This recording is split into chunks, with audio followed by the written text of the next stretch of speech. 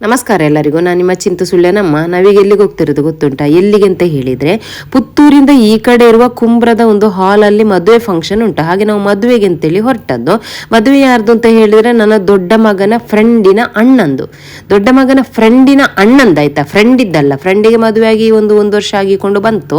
ತಮ್ಮನಿಗೆ ಸ್ವಲ್ಪ ಅರ್ಜೆಂಟ್ ಇತ್ತು ಕಾಣ್ತದೆ. ಹಾಗೆ ತಮ್ಮ ಬೇಗ ಮದುವೆ ಆದ, ಅಣ್ಣನಿಗೆ ಅರ್ಜೆಂಟ್ ಇರಲಿಲ್ಲ. ಹಾಗಾಗಿ ಅಣ್ಣಂದು ಇವತ್ತು ಮದುವೆ ಫಂಕ್ಷನ್.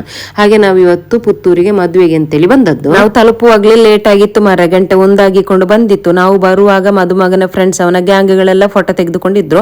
ಮದುಮಗ ಪುತ್ತೂರಿನ ಒಂದು ಕ್ಯಾಂಪ್ದಲ್ಲಿ ಕೆಲಸ ಮಾಡುದು. ಹೇಳಿದಾಗ ನಾನು ಮದುಮಗ ಅಂತ ಹೇಳ್ತಿದ್ದೇನೆ ಅಲ್ಲದ, ನಾನು ಮದುಮಗನ ಹೆಸರು ಹೇಳ್ತಿದ್ದೇನೆ ಮಾರ್ರೆ. ಮದುಮಗನಿಗೆ ಕೂಡ ಒಂದು ಹೆಸರಿಲ್ವಾ? ಮದುಮಗನ ಹೆಸರು ಎಂತಂತ ಹೇಳಿದ್ರೆ ದೀಪಕ್ ಅಂತ. ದೀಪಕ್ ಪ್ರಿಯ ಅಂತ ಹೇಳಿಕೊಂಡು, ಹಾಗೆ ಅವನ ಗ್ಯಾಂಗದೆಲ್ಲ ಫೋಟೋ ಎಲ್ಲ ತೆಗೆದಾದ ನಂತರ ನಾವು ಕೂಡ ಸ್ಟೇಜಿಗೆ ಹೋಗಿ ಫೋಟೋ ಎಲ್ಲ ತೆಗೆದುಕೊಂಡು ಹಾಗೆ ಇಲ್ಲಿ ನಿಂತಿದ್ದೇವೆ ನೋಡಿ. ಇದು ನೋಡಿ ನನ್ನ ಮಗನ ಫ್ರೆಂಡ್, ಅಂದ್ರೆ ಮದುಮಗನ ತಮ್ಮ ದೀಕ್ಷಿತ್ ಅಂತೇಳಿ, ಅವನು ಕೋಟ್ ಹಾಕಿಕೊಂಡಿರೋದು. ಹಾಗೆ ಮತ್ತೆ ಅವರು ಕೂಡ ಗಡಿಬಿಡಿಯಲ್ಲಿ ಇದ್ರು, ಬಿಸಿಯಲ್ಲಿ ಇರ್ತಾರಲ್ಲ ಮದುವೆಯಲ್ಲಿ. ಹಾಗೆ ಅವರು ಹೇಳಿದ್ರು ನೀವು ಊಟಕ್ಕೆ ಹೋಗಿ ಮತ್ತೆ ಮಾತಾಡುವ ಅಂತ ಹೇಳ್ಕೊಂಡು, ನಾವು ಕೂಡ ಅದಕ್ಕೆ ಕಾದುಕೊಂಡಿದ್ದೆವು. ಒಂದು ಸಲ ಊಟ ಮಾಡಿದ್ರೆ ಸಾಕು ಅಂತ ಹೇಳಿಕೊಂಡು ಹಾಗೆ ಸೀದಾ ಕೆಳಗೆ ಊಟಕ್ಕೆ ಅಂತೇಳಿ ಬಂದೆವು. ನಾನು ಉಂಟಲ್ಲ ಮದುಮಗನ ತಮ್ಮ ದೀಕ್ಷಿತದ್ದು ಮರ್ಯಾದೆ ತೆಗಿಬೇಕು ಅಂತಲೇ ಕಾಯ್ದು ನಾನು. ಯಾಕೆ ಅಂತ ಹೇಳಿದ್ರೆ, ನಾನೇನಾದ್ರೂ ಕಾಲ್ ಮಾಡಿದ್ರೆ ಉಂಟಲ್ಲ, ನನ್ನನ್ನು ಮಾತಾಡ್ಲಿಕ್ಕೆ ಬಿಡುದಿಲ್ಲ, ನನ್ನನ್ನು ಬಾಯಿ ಮುಚ್ಚಿ ಸಾಕ್ತಾನೆ. ಅದಕ್ಕೆ ಈ ತರ ಚಾನ್ಸ್ ಸಿಗುವಾಗ ಮರ್ಯಾದೆ ತೆಗಿಯುವ ಅಂತ ಕಾಯ್ದು. ನೋಡಿದ್ರೆ ನಮ್ಮ ಚಿಂತು ವಿಡಿಯೋ ಮಾಡಿದೆ ಸರಿಯಾಗ್ಲಿಲ್ಲ ಅಂತ ಚಾನ್ಸೇ ನಂಗೆ ಈಗ ಸಿಗ್ತಾ ಇಲ್ಲ.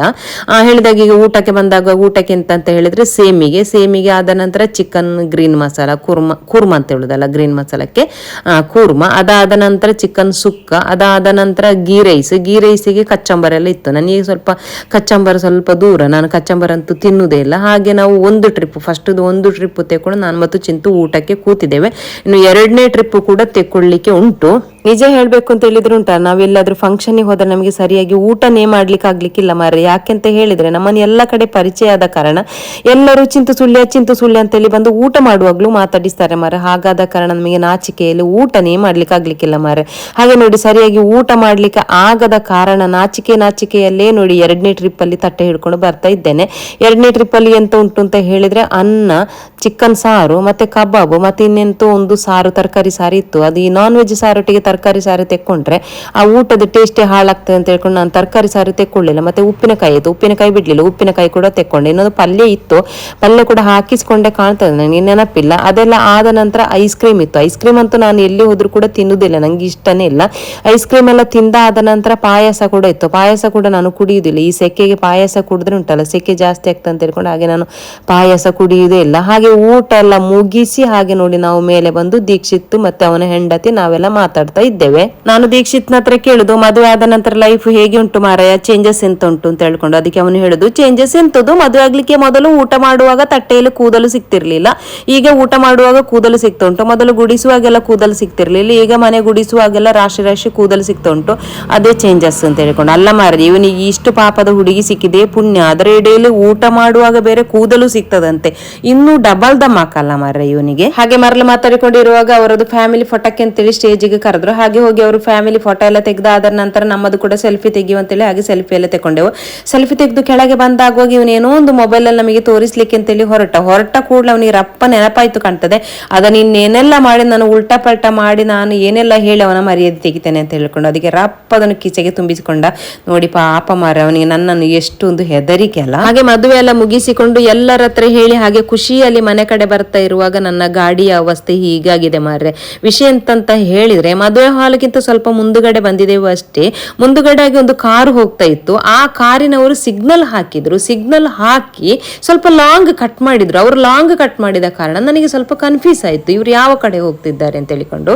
ಹಾಗೆ ನಾನು ರಭಸದಲ್ಲಿ ಬಂದು ಅವರ ಕಾರಿಗೆ ಗುದ್ದಿದೆ. ಕಾರಿಗೆ ಗುದ್ದಿದ ರಭಸದಲ್ಲಿ ಅವರ ಕಾರಿನ ಒಂದು ಕನ್ನಡಿ ಕೂಡ ಕಟ್ಟಾಗಿ ನೋಡಿ, ಅದರ ಕವರ್ ಅನ್ನು ಪಾಪ ಯಾರೋ ಕನ್ಫ್ಯೂಸ್ ಆಗಿ ನಮ್ಮದು ಅಂತೇಳಿ ನಮ್ಮ ಗಾಡಿಯ ಒಳಗೆ ಹಾಕಿ ಬಿಟ್ಟಿದ್ದಾರೆ. ಮತ್ತೆ ಸೈಡ್ ಅಲ್ಲಿ ಇದೊಂದು ಇದಾದ್ರೆ ಪರವಾಗಿಲ್ಲ, ಇದು ಚಿಕ್ಕದು ಅಂತೇಳಿ ಹೇಳುವ. ಎದುರು ಸ್ವಲ್ಪ ಹೀಗೆ ಹುಡಿಯಾಗಿ ಹೋಗಿದೆ ಎಲ್ಲ. ನಾನಂದ್ರೆ 2 ಕೈಯಲ್ಲಿ ಬ್ರೇಕ್ ಹಿಡಿತೇನೆ, ಬ್ರೇಕೇ ಸಿಗ್ತಿಲ್ಲ. ಹೆಚ್ಚಿನ ಅಂಶ ನಂದು ಬ್ರೇಕ್ ಹಿಡಿಯುವ ಇದರಲ್ಲಿ ಎಕ್ಸಲೇಟರ್ ಕೂಡ ಕೊಟ್ಟು ಹೋಗಿದೆ ಕಾಣ್ತದೆ. ಹಾಗೆ ಎಷ್ಟು ರಭಸದಲ್ಲಿ ನಾನು ಹೋಗಿ ಗುದ್ದಿದ್ದೇನೆ ಅಂತ ಹೇಳಿದ್ರೆ, ಗುದ್ದಿದ ರಭಸದಲ್ಲಿ ಏನಾದರೂ ಒಂದು ಆಗ್ತಿತ್ತು, ಅಷ್ಟು ರಭಸದಲ್ಲಿ ನಾನು ಗುದ್ದಿದ್ದೇನೆ. ಆದರೆ ಯಾರಿಗ ಮಾಡಿದ ಪುಣ್ಯನ ಏನು ಅಂತೇಳಿ ಗೊತ್ತಿಲ್ಲ. ದೇವರ ದಯೆಯಿಂದ ನಮಗಂತೂ ಏನು ಆಗ್ಲಿಲ್ಲ. ಎಂತ ಅವಸ್ಥೆ ಮಾರ್ರೆ, ಬದುಕಿದೇ ಪುಣ್ಯ ಅಂತ. ಈ ಕಡೆ ಬಟ್ಟೆ ಎಲ್ಲ ಅರ್ಧೆ ಹೋಗಿದೆ.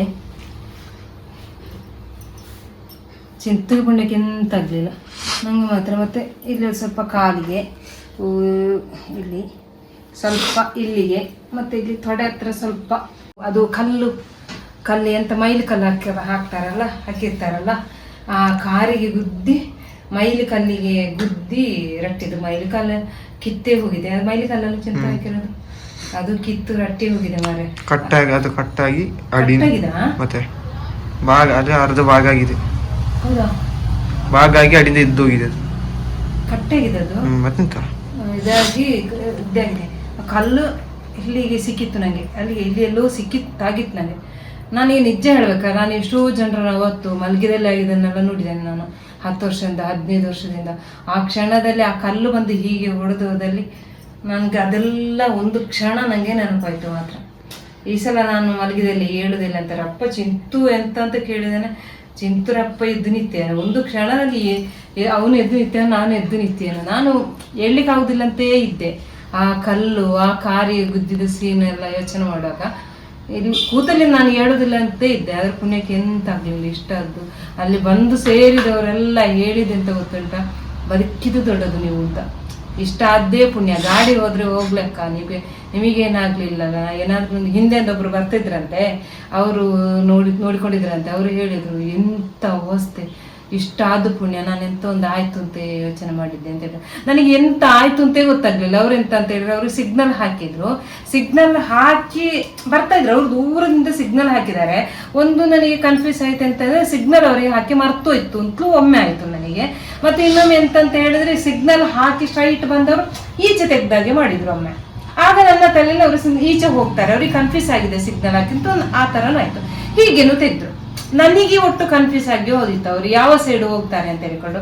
ಅವ್ರು ಆಚೆ ಹೋಗ್ತಾರೆ ಅಂತೇಳಿ ನಾನು ಇಲ್ಲಿಂದ ಬರುವ ಅಂತೇಳಿ ಹಾಗೆ ಪಾಸ್ ಆಯ್ತು. ನೋಡುವಾಗ ಅವರು ಈಚೆ ತಿರುಗಿಸಿದ್ರ, ಹಾಗೆ ಕಾರಿಗೆ ಗುದ್ದಿ ಅವರ ಇದರದ್ದೆಲ್ಲ ಕಟ್ಟಾಗಿ ಆಚೆ ಬಿಟ್ಟಿದ್ದೇನೆ. ನಾನು ಎಷ್ಟು ಕೆಲವು ವಿಡಿಯೋದಲ್ಲಿ ನಾನು ಹೇಳ್ತೇನೆ, ಈ ಮನುಷ್ಯ ಜಾತಿಗಿಂತ ಪ್ರಾಣಿ ಜಾತಿಗಳು ಮೇಲು ಅಂತ ಎಷ್ಟೋ ಇದರಲ್ಲಿ ಹೇಳ್ತೇನೆ. ಆದ್ರೆ ನನಗೆ ಇವತ್ತು ಎಲ್ಲ ಅದೆಲ್ಲ ಒಂದು ಸಲ ನೆನಪಾಯ್ತು. ಅಲ್ಲಿ ಎಷ್ಟು ಜನ ಸೇರಿದವರೆಲ್ಲ ನಮ್ಮನ್ನು ಎಷ್ಟು ಚಂದ ಟ್ರೀಟ್ ಮಾಡಿದ್ರು ಅಲ್ಲ ಚಿಂತು. ಅಲ್ಲಿ ಸುಮಾರು ಜನರು ನಮ್ಮನ್ನು ಗೊತ್ತಿದ್ದವರು ಕೂಡ ಇದ್ರು.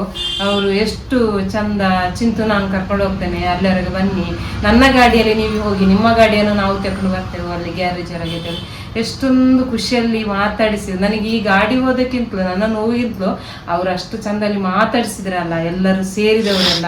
ಅದು ನಿಜವಾಗಿ ನನಗೆ ಖುಷಿ ಆಯ್ತು. ನಾನು ಎಲ್ಲರಿಗೂ ನಾನು ಥ್ಯಾಂಕ್ಸ್ ಹೇಳಲಿಕ್ಕೆ ಇಷ್ಟಪಡ್ತೀನಿ. ನಮ್ಮ ವಿಡಿಯೋ ನೋಡುವವರಲ್ಲಿ ಸುಮಾರು ಜನರಿದ್ರು, ಅವರಿಗೆಲ್ಲರಿಗೂ ಕೂಡ ಥ್ಯಾಂಕ್ ಯು. ಎಲ್ಲಿ ಸ್ವಲ್ಪ ಸುಮಾರು ದೂರ ಗ್ಯಾರೇಜ್ ತನಕ, ಎಲ್ಲಿ ಗ್ಯಾರೇಜ್ ಇತ್ತು ಅಲ್ಲೇ ಎದುರೇ ಸ್ವಲ್ಪ ಮುಂದೆ ಒಂದು 1/2 ಕಿಲೋಮೀಟರ್ ಮುಂದೆ ಗ್ಯಾರೇಜ್ ತನಕ ಹೋಗಿ ಅಲ್ಲಿಂದ ಸ್ವಲ್ಪ ರಿಪೇರಿ ಮಾಡಿಸ್ಕೊಂಡು ಹೋಗಿ ಅಂತ ಹೇಳಿದ್ರು. ಅಲ್ಲಿ ತನಕ ಒಬ್ರು ಚಿಂತು ನನ್ನ ಅವರ ಗಾಡಿಯಲ್ಲಿ ಕೂತ್ಕೊಳಿಸ್ಕೊಂಡು ಬಂದ್ರು.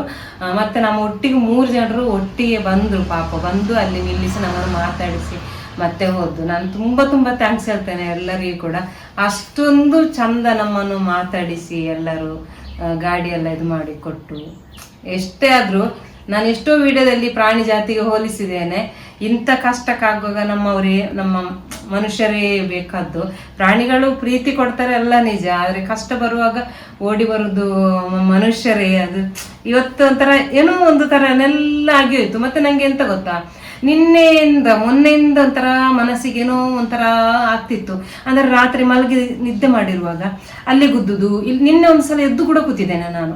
ಗಾಡಿ ತಗೊಂಡಾಗ ಅಲ್ಲಿ ಗುದ್ದುದು, ಇಲ್ಲಿ ಗುದ್ದುದು, ಹಾಗಾಗುದು, ಹೀಗೆ ಆಗುದು, ಏನೆಲ್ಲ ಈ ತರ ಕೆಟ್ಟದ್ದು ಆಗ್ತಾ ಇತ್ತು. ನನ್ನ ಮೈಂಡಿಗೆ ಬರ್ತಾ ಇತ್ತು.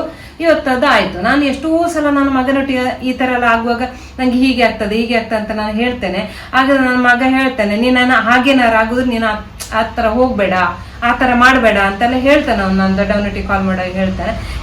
ಇದು ನಿನ್ನೆ ಮೊನ್ನೆಯಿಂದ ನಂಗೆ ಹಾಗೆಲ್ಲ ಆಗ್ತಾ ಉಂಟು ಮನಸ್ಸಿಗೆ.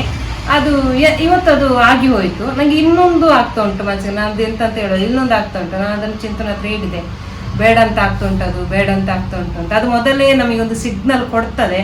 ಆ ಸಿಗ್ನಲ್ ಕೊಡುವಾಗ ನಾವು ಅಲ್ಲಿಗೆ ಅದನ್ನು ನಿಲ್ಲಿಸ್ಲಿಕ್ಕೆ ನೋಡಿದ್ರೆ ಸರಿ ಆಗ್ತದೆ ಅಂತ. ಆದ್ರೆ ಇದು ದೊಡ್ಡದರಲ್ಲಿ ಆಗುವಂತೂ ಸಣ್ಣದರಲ್ಲಿ ಆಗಿರುತ್ತೆ. ನಾನು ಇಲ್ಲಿ ಯಾಕೆ ನಿಂತದ್ದು ಅಂತ ಹೇಳಿದ್ರೆ, ನನ್ನ ಗಾಡಿಯನ್ನು ತೋರಿಸುವ ಅಂತ ಹೇಳಿಕೊಂಡು ಒಂದೇ ಸಲಕ್ಕೆ ಗುದ್ದಿ ಹುಡಿ ಮಾಡಿದ್ದೆ. 2 ದಿವಸದಲ್ಲಿ ಸರಿ ಮಾಡಿಸ್ಕೊಂಡು ಬಂದೇನೆ. 2 ದಿವಸದಲ್ಲಿ ಪರ್ಸ್ ಖಾಲಿ ಮಾರಿ ಅವಸ್ಥೆ ನೋಡಿ. ಎಲ್ಲ ಫುಲ್ ಎದುರು ಸೈಡ್ ಸೆಟ್ ಫುಲ್ ಹೊಸ್ತೆ ಹಾಕೊಂಡದ್ದು ಹಾಕಿಸಿದ್ದು. ಇದೆಲ್ಲ ಹೊಸ್ತು. ಇದು ಇಲ್ಲಿ ಚಿಂತು ಅಂತ ಹೆಸರಿತ್ತು ನೋಡಿ, ಇದೆಲ್ಲ ಹೋಗಿದೆ. ಇದು ಹೊಸ್ತು ಮತ್ತು ಇದರಲ್ಲಿ ಇದು ಹ್ಯಾಂಡ್ಲು ಈಚೆಂದ ಹಾಂ, ಇದು ಹ್ಯಾಂಡ್ಲು ಮತ್ತು ಇದೆಲ್ಲ ಮತ್ತು ಇದು ಇದೆಲ್ಲ ಫುಲ್ ಸೆಟ್ಟೆಲ್ಲ ಹೊಸ್ತು ಹಾಕಿಸಿದ್ದು. ಚಿಂತು ಕೇಳೋದು ಇನ್ನೆಂತಾದ್ರೂ ಹೇಳಲಿಕ್ಕೆ ಉಂಟಾ ಅಂತ. ಇನ್ನೆಂತಿಲ್ಲ, ಅಷ್ಟೇ. ಎದುರು ಸೈಡೆಲ್ಲ ಫುಲ್ ಹೊಸ್ತು ಹಾಕಿಕೊಂಡದ್ದು, ಇಷ್ಟೇ ಹೇಳಲಿಕ್ಕೆ ಇರೋದು. ಹೋಗ್ಲಿಕ್ಕೆ ಖುಷಿ ಆಗ್ತದೆ. ಇದೀಗ ಹೊಸ ಗಾಡಿಯಾಗಿ ಆಗಿದೆ. ಮೊದಲು ಒಂದು ಬುಡು ಅಂತ ಸೌಂಡ್ ಬರ್ತಿತ್ತು ಬುಲೆಟ್ ಆಗಿ. ಈಗೆಲ್ಲ ಹೋಗಿ ಕ್ಲಿಯರ್ ಆಗಿ ಹೊಸ ಸ್ಕೂಟಿಯಾಗಿ ಆಗಿದೆ. ಪರ್ಸ್ ಖಾಲಿ ಮಾಡಲಿಲ್ಲ ಅಷ್ಟು. ಎಂತೆಂಥೋ ಸಿಗ್ನಲ್ಗಳನ್ನೆಲ್ಲ ನೋಡಿದ್ದೇನೆ ಮಾರೆ, ಅರ್ಥ ಆಗಿದೆ. ಆ ಅಜ್ಜ ಹಾಕಿದ ಸಿಗ್ನಲ್ ನನಗೆ ಯಾಕೆ ಅದು ಅರ್ಥ ಆಗಲಿಲ್ಲ ಅಂತೇಳಿ ಗೊತ್ತಿಲ್ಲ. ಒಂದೇ ಸಲಕ್ಕೆ ತೆಕೊಂಡೋಗಿ ಬೂದಿದ್ದು ಪರ್ಸ್ ಖಾಲಿ ಮಾಡ್ಕೊಂಡು ಬಂದದ್ದು. ಬೇರೆಲ್ಲೂ ಸಿಗ್ನಲ್ ಮಾಡ್ರೆಲ್ಲ ಗೊತ್ತಾಗ್ತದೆ, ಆ ಅಜ್ಜನ ಸಿಗ್ನಲ್ ಗೊತ್ತಾಗ್ಲಿಲ್ಲ, ತೆಕೊಂಡೋಗಿ ಇಟ್ಟದೆ. ವೈದ್ಯರೇ ಅಲ್ಲ, ಹಿಂಗೆ ಸಿಗ್ನಲ್ ಹಾಕಿದ್ದು ಕಾಣಲಿಲ್ವ, ಎಂತಾಯ್ತು ಅಂತ ಕೇಳಲಿಲ್ಲ. ಬಿದ್ದಿದೆ ತಾಗಿತ್ತಾ, ಎಂತಾಯ್ತು ಅಂತ ಕೇಳಲಿಲ್ಲ. ಸಿಗ್ನಲ್ ಹಾಕಿದ್ದು ಕಾಣಲಿಲ್ವ ಅಂತ ಅಷ್ಟೊತ್ತಿಗೆ ತುಂಬ ಜನ ಸೇರಿದ್ರಲ್ಲ, ಮತ್ತೆ ಸುಮ್ಮನೆ ಹಾಕೊಂಡ್ರು ಅವರು. ಆದರೆ ಅವರ ಗ್ಲಾಸನ್ನು ಒಂದು ಮೂರ್ದು ಹಾಕಿದ್ದೇನಲ್ಲ ನಾನು. ಭಾರಿ ಖುಷಿ ಇದು ಖುಷಿ. ಗ್ಲಾಸನ್ನಂತೂ ತುಂಡು ಮಾಡಿ ಹಾಕಿದ್ದೇನೆ. ಇಷ್ಟೇ. ಇನ್ನು ಈ ವಿಡಿಯೋ ಇಷ್ಟವಾದರೆ ಲೈಕ್ ಮಾಡಿ, ಶೇರ್ ಮಾಡಿ ಅಂತೆಲ್ಲ ಹೇಳುದಿಲ್ಲ. ಯಾಕಂತೇಳಿ ತಗೊಂಡೋಗಿ ಗುದ್ದುದು ಇಷ್ಟನಾ ಅಲ್ಲ, ಹಾಗೆಲ್ಲ ಹೇಳುದಿಲ್ಲ. ಜಾಗೃತೆಯಾಗಿರಿ, ಸಿಗ್ನಲ್ಗಳನ್ನೆಲ್ಲ ಕರೆಕ್ಟ್. ಮೊದಲಿಗೆ ಹೆಲ್ಮೆಟ್ ಮಾತ್ರ ಕ್ಲಿಯರ್ ಹಾಕಿಕೊಳ್ಳಿ. ನಾನು ಹೆಲ್ಮೆಟ್ ಹಾಕಿದ್ದೆ, ಆದರೆ ಇದರ ಬೆಲ್ಟ್ ನಂದು ಒಂದು 2 ದಿವಸಕ್ಕೆ ಮೊದಲು ಬೆಲ್ಟ್ ಹೋಗಿತ್ತು ಮಾರೆ. ಮಗ ಬೈದುಕೊಂಡಿದ್ದ ನನಗೆ, ಹೊಸ ಹೆಲ್ಮೆಟ್ ತೆಗಿ ಅಂತ ಹೇಳಿಕೊಂಡು.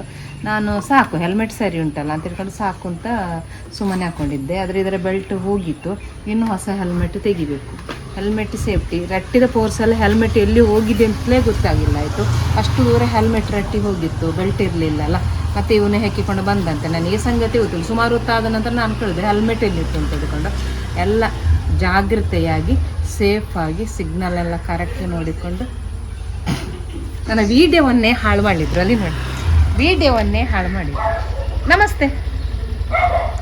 ಮತ್ತೆ ವಿಶೇಷ, ನನ್ನ ವೀಡಿಯೋ ಹಾಳು ಮಾಡಿದ್ದು ನಾನು. ಕಂಪ್ಲೇಂಟ್ ಮಾಡಿದೆ ನಿಮಗೆ. ನಾನು ಕಂಪ್ಲೇಂಟ್ ಮಾಡಿದೆ ನಿಮಗೆ. ಇಲ್ಲ ಮತ್ತೆ ಗಾಡಿ ತೆಕ್ಕೊಂಡ್ರ ಕಾನ್ಸೆಪ್ಟ್ ನಾನು ಮೊನ್ನೆ ಗುದ್ದಿದ್ದಲ್ಲ. ಅಷ್ಟೇ. ಹೆಲ್ಮೆಟ್ ಎಲ್ಲ ಒಳ್ಳೆ ಹೆಲ್ಮೆಟನ್ನು ಹಾಕಿಕೊಳ್ಳಿ. ಈ ಥರದ ಹೆಲ್ಮೆಟ್ ಎಲ್ಲ ಹಾಕಿಕೊಳ್ಬೇಡಿ. ಮತ್ತು ಏನಂತ ಅಂತ ಹೇಳಿದರೆ ಗಿಗ್ನಲೆಲ್ಲ ಕ್ಲಿಯರಾಗಿ ನೋಡಿಕೊಳ್ಳಿ. ನಮಗೆ ಓಡಿಸ್ಲಿಕ್ಕೆ ಗೊತ್ತುಂಟು. ಸುಂಕ ಹೋದಲ್ಲ, ನಾನು ಹಾಗೆ ಹೋದಲ್ಲ, ನನಗೆ ಕನ್ಫ್ಯೂಸ್ ಆಯಿತು ಮಾತ್ರ ಅಲ್ಲ. ಬರುವಂಥದ್ದಿದ್ರೆ ಅದು ಹೇಗೆ ಕೂಡ ಬರ್ತದೆ ಅಷ್ಟೇ. ಇದನ್ನು ಶೇರ್ ಮಾಡಿ ಅಂತೆಲ್ಲ ಹೇಳೋದಿಲ್ಲ. ಶೇರ್ ಮಾಡಿದರೆ ಒಳ್ಳೆಯದು, ಆದರೆ ಸೇಫ್ಟಿಯಾಗಿ ಹೋಗಿ ಅಂತ ಅಷ್ಟೇ.